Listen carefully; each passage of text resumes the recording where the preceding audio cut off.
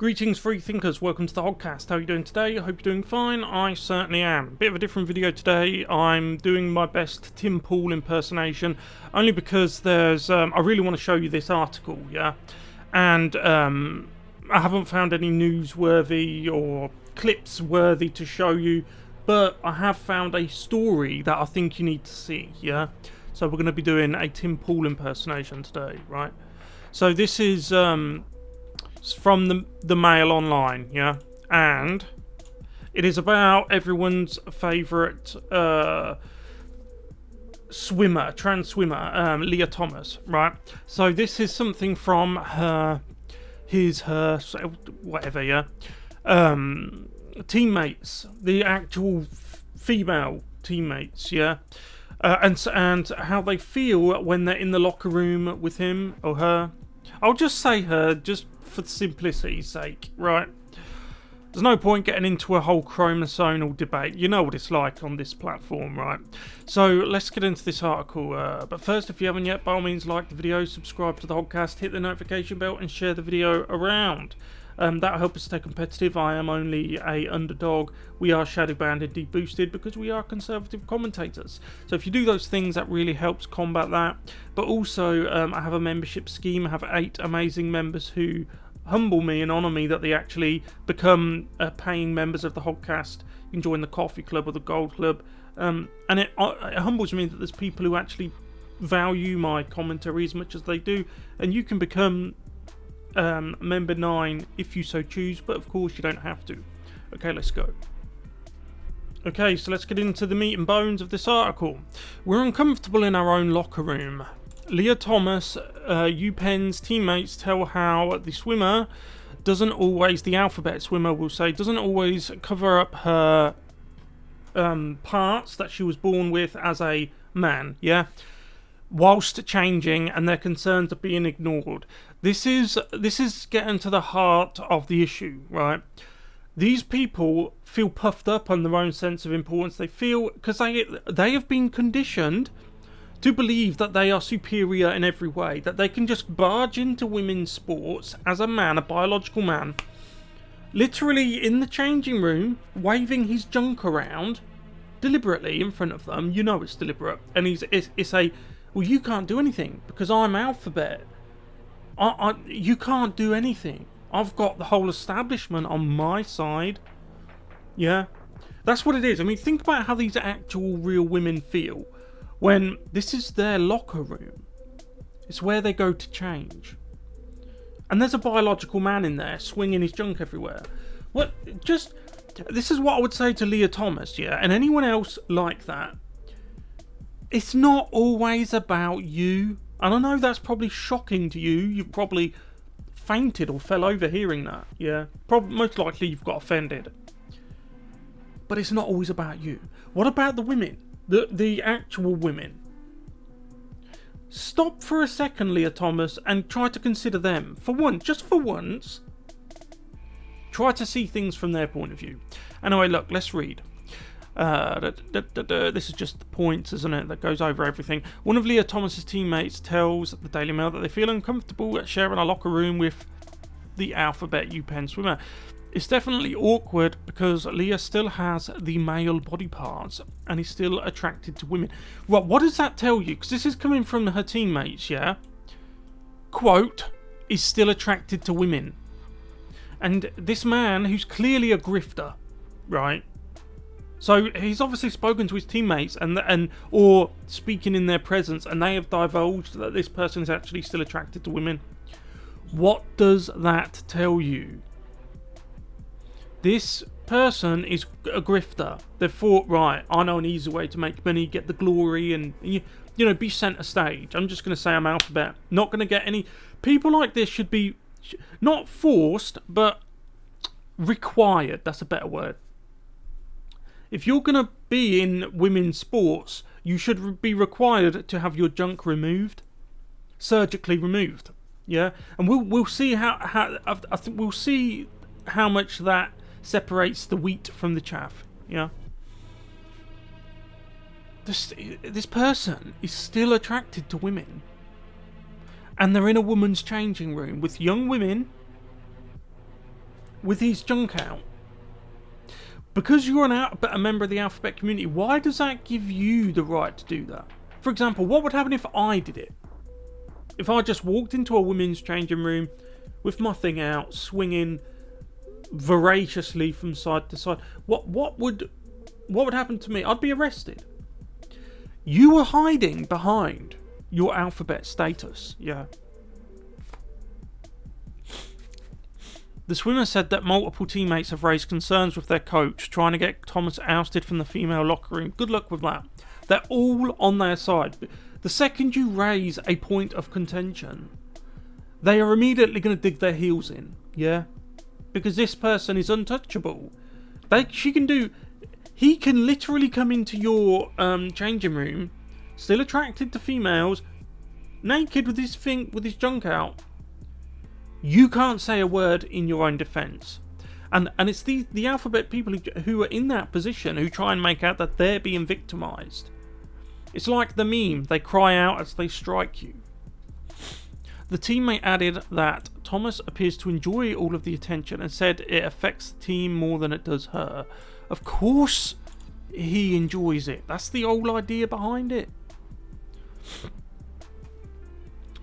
Even from this country, a lot of reports have come out that in schools that they are gloried, alphabet people, they are gloried and put on a pedestal.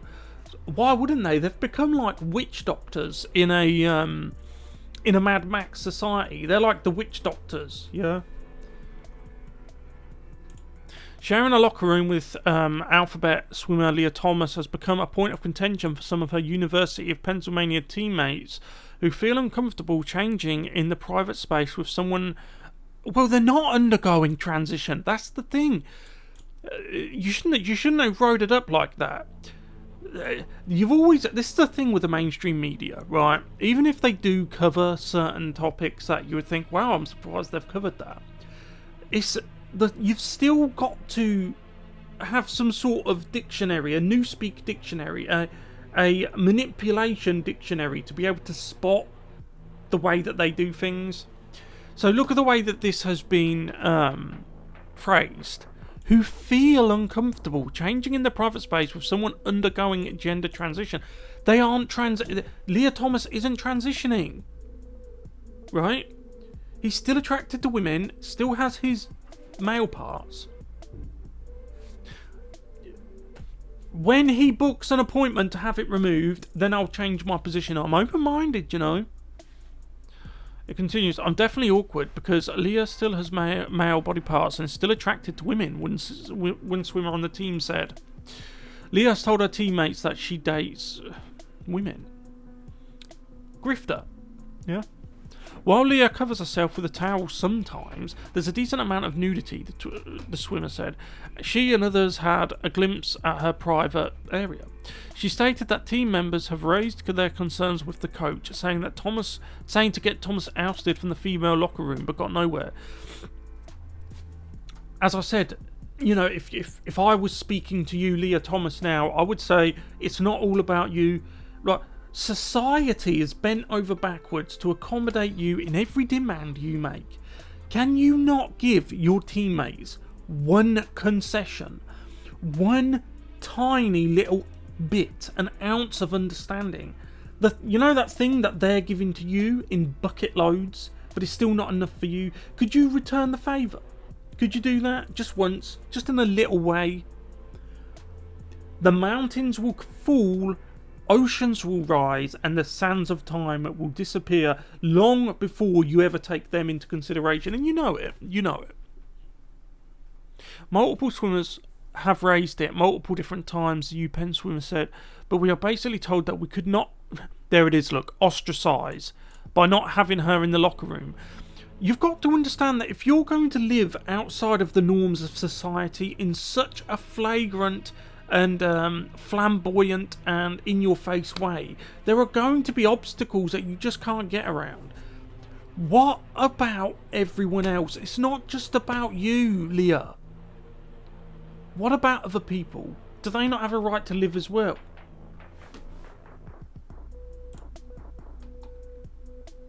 So we will basically have to roll over and accept it, or we cannot use our own locker room. So yeah, look, they've been told that they have to leave the locker room. Or, to be fair, they've been given an ultimatum. Either put up with it, the junk flapping everywhere, of a biological man who is still attracted to females, and these are young females who are expected to change in his presence. So they've been given an ultimatum that says, roll over and accept it, or we cannot use our own locker room. The same phrase that Lia Thomas was obviously upset over. You can't expect me to not use the locker room. But the actual women, no such compunctions telling them. And this is supposed to be a woman's space. So the biological women have to leave the woman's space, but the biological man can stay. Clown world. It's really upsetting because Lia doesn't seem to care how it makes anyone else feel. Thank you. This is a natural byproduct of putting a person, a grifter such as Lia Thomas, on a pedestal. She's probably been there her whole life and is puffed up on a sense of importance. You can't tell me to leave the locker room. Yeah, I'm Alphabet. I have rights. Well, doesn't anyone else have rights? Have you ever stopped to consider what other people have rights to? The 35 of us are just supposed to accept being uncomfortable in our own space. That's the point. This is their own space. And locker room for, like, the feelings of one. Yeah, because Lia is Alphabet, she trumps you in every way. You're nothing from the ideological standpoint of the establishment, the NPCs, the woke, the greasy pole of intersectionality. You're low down there. She's at the top. Despicable. It's just despicable. She said Upenn's handling of the locker room issue is emblematic of the school's overall approach to Lia Thomas' controversy, with school bending over backwards to make Thomas feel welcome without seeming to care how it affects everyone else, the teammates, which is true. The school was so focused on making sure Lia was okay and doing everything they possibly could do for her that they didn't even think about the rest of us. This is why Lia Thomas is so puffed up. She's been taught by the school, by the mainstream media, even by the Biden regime, that she is the most important human being on Earth, and to hell with everyone else. Your rights don't matter, nothing matters but her, yeah? Because she's been taught that's the way things are, right? It just seems like the women who actually built this program and the people who were here before Lia don't matter. And all that matters is where you fit on the intersectionality pole, on the pyramid scheme, the Ponzi scheme of wokeness. Yeah. The school released a terse statement last month saying it was offering mental health services to student athletes. Unbelievable. Just give them their own locker room. Thomas, 22, plans to break her long-time silence and exclusively share her stories with Sports Illustrated. Of course, it'll all be about her, me. Well, I need this, and so, well, what about me?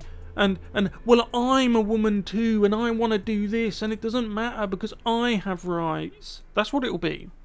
The NCAA, which set rules allowing Alphabet athletes to compete after completing a year of therapy, hormone stuff, recently washed its hands of the row, announcing that Alphabet participation will now be determined by each sport's national governing body. One day, certainly within the next decade, you will see a women's sporting event where literally every one of them lined up are biological males. Mark my words.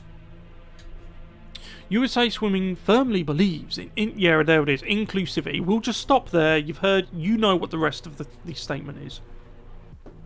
We also strongly believe in competitive equity. There it is, look, equity. Not equality, equity. Yeah?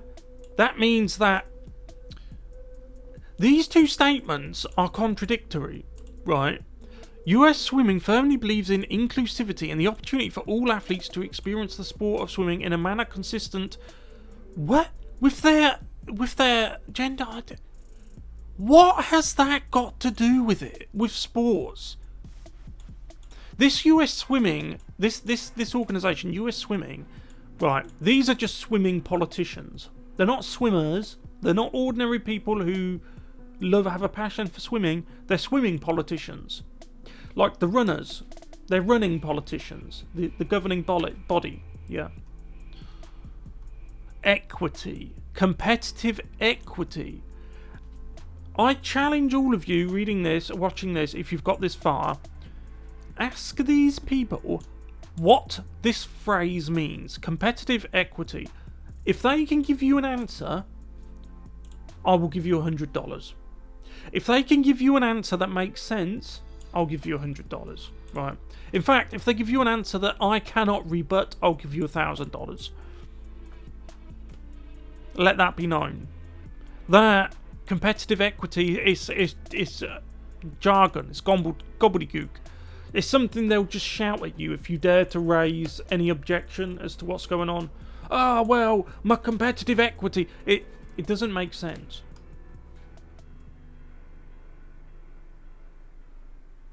Well, we'll end with this here. Look, I'm actually happy that the NCAA passed the buck because USA Swimming is more conservative and they have a stake in the game. These are the people who swam their whole lives, who have kids and daughters who swim, and they see what he's doing to the community. Really? Really? Well, US Swimming are the ones who gave this statement. Here. And this one. Look at in this space. Equity. Appropriate. Educate ourselves. It's all leftist jargon. And what did she say? Because USA Swimming is more conservative. Yeah, I'm sure it is. All of this, these two statements from Swimming USA, is dripping with the message, right? They're not more conservative. They might tell you that on the outside, but they'll buckle under the pressure of Queen Lia Thomas like the rest of them. And I'll leave it there. Let me know what you guys think about this in the comment section. In the comment section below. Thank you very much for watching. I'll see you in the next one. Goodbye.